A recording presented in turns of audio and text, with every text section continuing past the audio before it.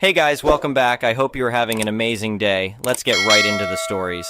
The first one is a pro-revenge story. I'd recently partnered with a small production plant nearby. Our deal involved me investing some capital and designing new automated processes for them, with a 2-year outlook that wrapped up in just 8 months. It was your typical small factory setup, around 50 production workers across 2 12-hour shifts running on a 2 days on, 3 days off rotation. There were also 2 production supervisors per shift and 1 maintenance supervisor overseeing each shift. The people and their attitudes ultimately made me decide to be more than just an outside contractor after I worked the night shift for a week to accommodate line upgrades that required shutdowns. That's when I met him. Let's call him Jerkface Jones. Jones seemed like an okay dude in our initial encounters, but then I heard him in full swing barking orders at his maintenance crew over the radio. He'd berate these guys who were just there doing their nightly preventative maintenance tasks on whatever machinery they were assigned to, unless something broke down and demanded priority attention, obviously. I'd never heard grown men talk to like that before, and shockingly, none of them ever mouthed off or defended themselves.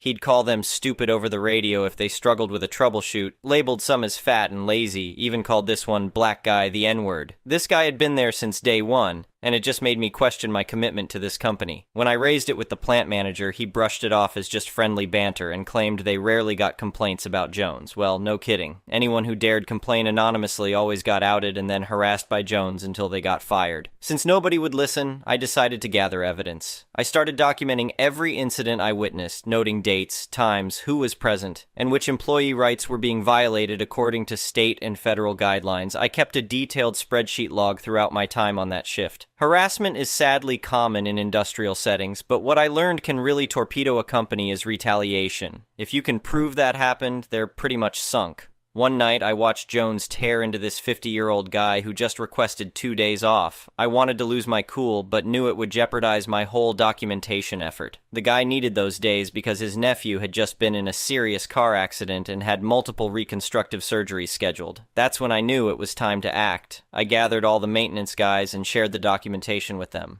At first, they didn't grasp the significance, just resignedly saying nothing would change. But of course, nothing changes if you don't treat an issue as a real issue and come prepared with solid, detailed evidence. Funnily enough, Jones's excessive radio chatter ended up being a godsend because it meant there were always other supervisors overhearing and unintentionally witnessing his outbursts. With audio recordings backing up the accounts, they had no choice but to acknowledge what they'd heard. Each worker compiled their own logs.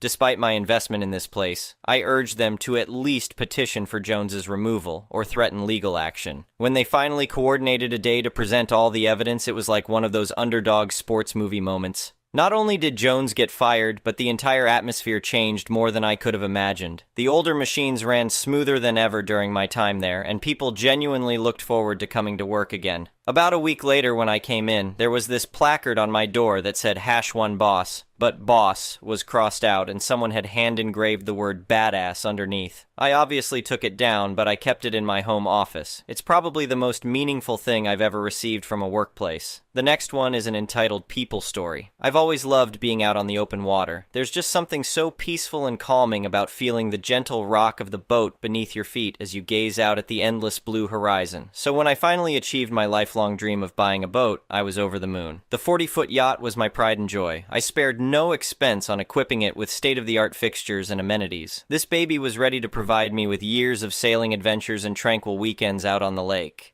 Now came the tricky part, finding the perfect spot to dock my new vessel. I certainly didn't want to keep it moored out on the open water, exposed to the elements and potential vandalism. I needed a safe, secure marina with top-notch facilities. After an extensive search, I found Lakefront Marina, a privately owned marina with a stellar reputation. The owner, Stan, proudly offered me a long-term lease on a covered slip. I was thrilled. Not only would my boat be sheltered and safe, but the marina also had all the features I was looking for. Fueling docks, boat launch, ship store, maintenance services, security gate, the works.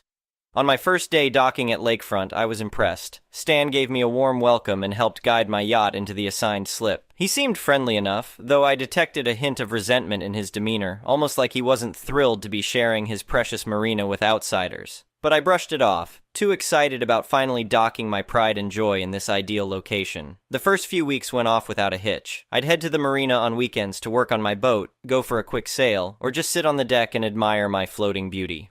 All was well, until that fateful day when I showed up at the marina to find a nasty note taped to my yacht. "Your boat is trespassing on my leased dock. Move it immediately or I'm calling the cops."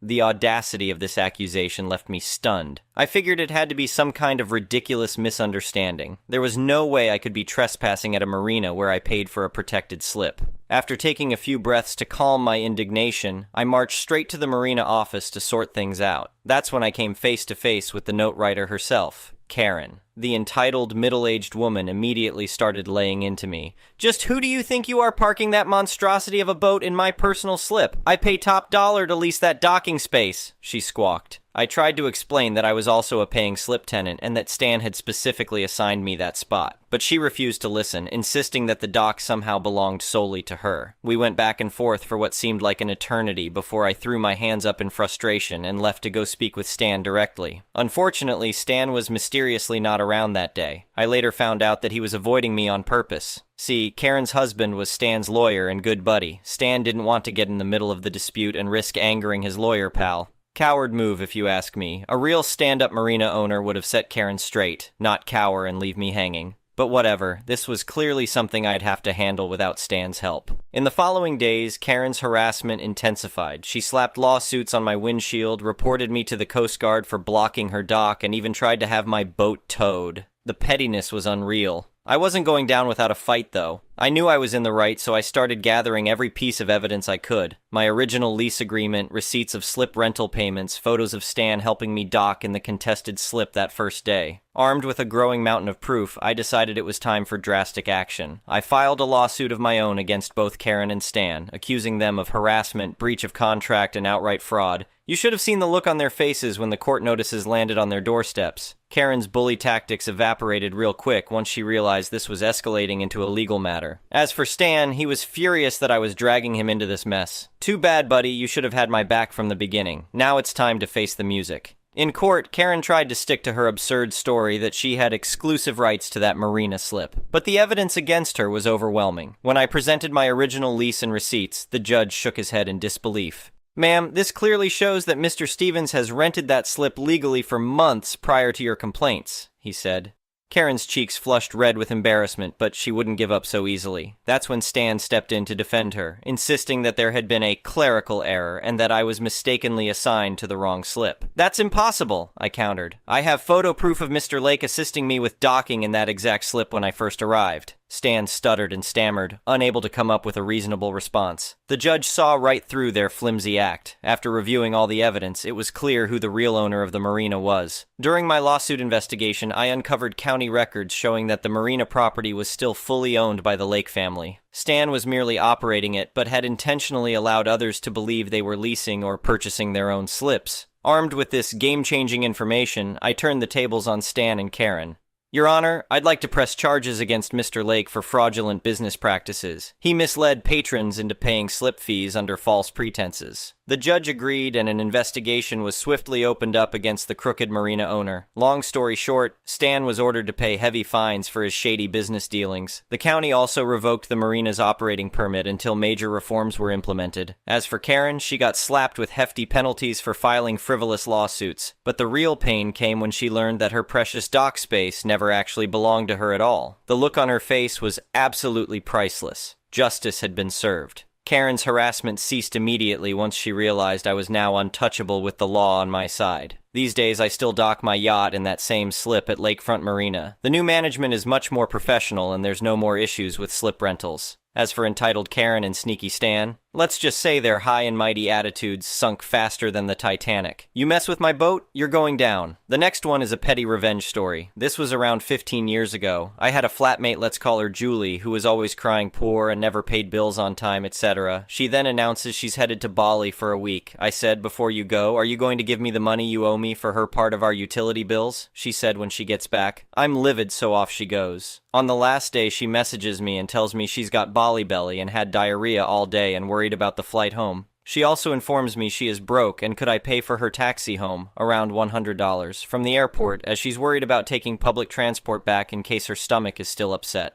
I told her I would be working and not home to pay for her taxi. She says fine, she'll ask one of her friends she's on holiday with to give her the money. Then she informs me she didn't take her house keys with her and could I leave them hidden somewhere so she could get into the house when she gets home.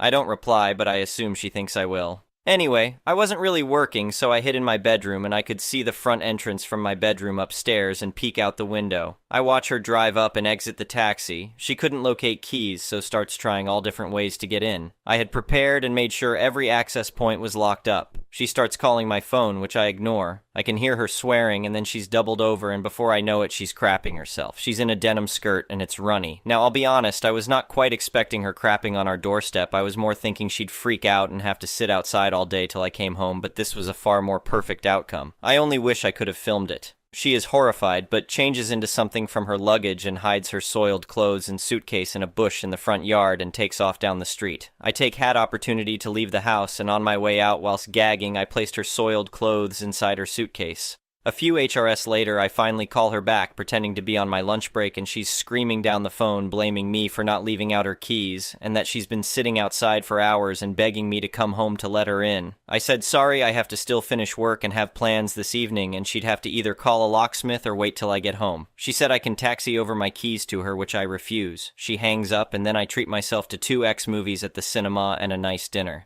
I get home later that evening, and she's broken a window to get in. The next morning, I contact the landlord and tell them what she did. As we paid rent individually, and they always had issues with her late rent, they said they would look at evicting her as they'd had enough too. She doesn't speak to me at all, and a few weeks later I'm informed via the landlord she's moving out.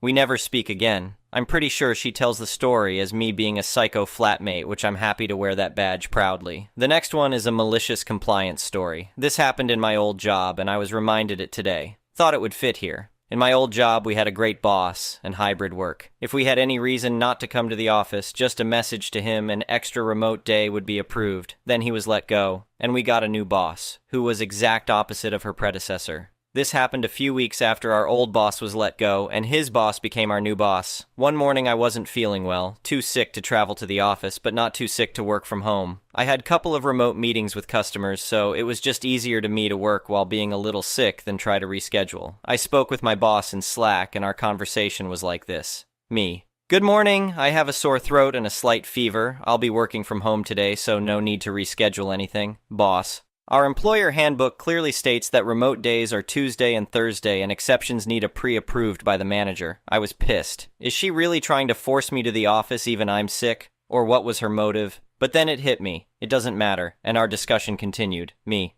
Oh, sorry, that's true. Me. I have a sore throat and a slight fever. I'm unable to come to the office, so I'm taking a sick day. Could you ask someone to reschedule the meetings with customer A and customer B since I'm recovering at home at least for today? Me. The employer handbook states that I can take 3 sick days in a row without a doctor's note, but I'm willing to make an exception if you want to, and get you one. Do you want it? I was left on read for 10 minutes. She started typing, deleted the text, started again, and deleted it again.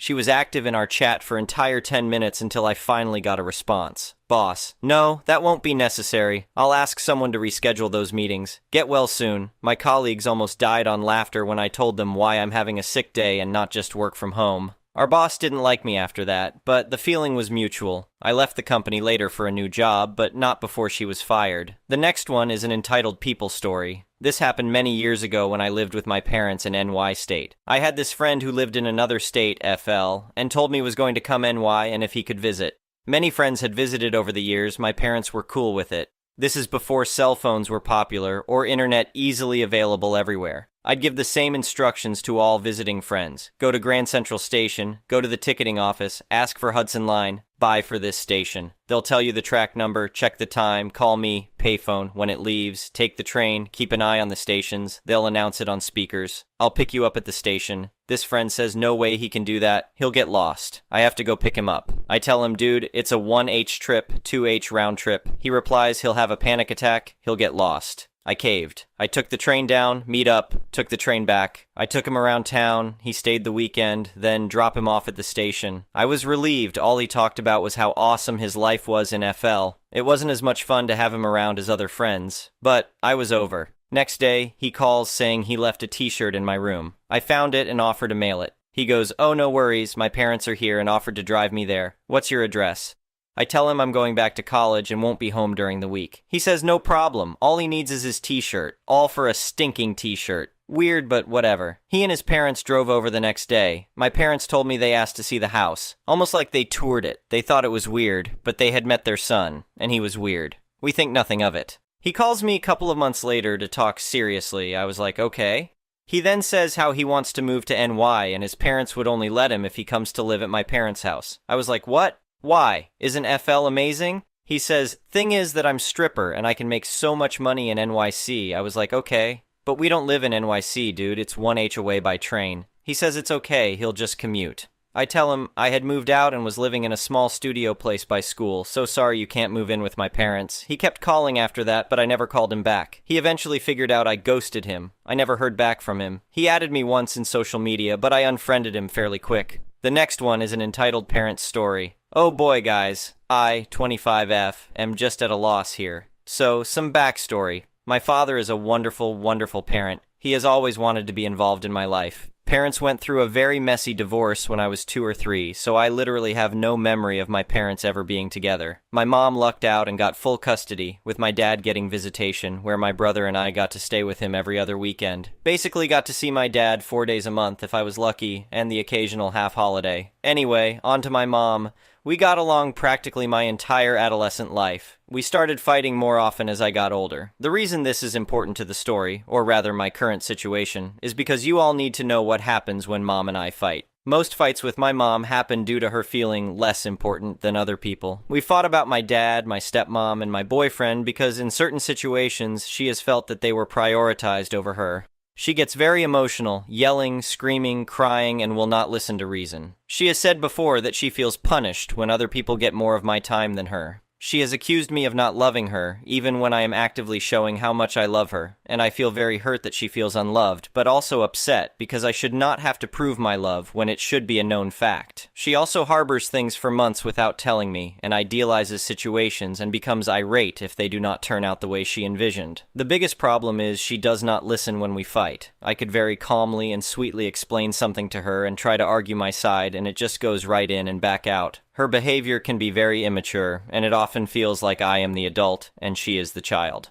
On to the issue at hand. She casually, but very firmly, mentioned recently that she wants to walk me down the aisle, ideally alone, but if not, with my father. She believes it is her right since she raised me. I shut it down, but she insisted, and I said we would talk about it when an actual wedding is being planned. I was not prepared for this. My anxiety went through the freaking roof. I do not want her to walk me down the aisle. My father missed out on so many milestones during my life, despite wanting to be involved. I want him there with me, alone. I think it's pretty rude for her to say she raised me as if my dad was some sort of deadbeat when he absolutely wasn't. This is the one thing he gets. She got everything else. She got to see me like 8x more often than my dad. Like literally experienced over 5,000 days with me during my childhood when my dad only got about 700. He is the one I want walking me down that aisle. I know my mother. This will be a huge deal, and I am not ready mentally for the fallout. I am trying to figure out the best way to handle this, hopefully getting through to her, but I just don't know. My boyfriend and I have been dating for many years, and intend to get married eventually. We don't know when, but I want a game plan for this well in advance so I can talk to my mom about it and get it situated as soon as possible. I'd rather give it time to heal than her still be bitter at the wedding. And I do want her at the wedding, and I want to go dress shopping with her, and am more than happy to have her involved in the wedding party. She just cannot walk me down the aisle. Thank you for watching. I would really appreciate it if you could like the video and subscribe to our channel if you haven't already.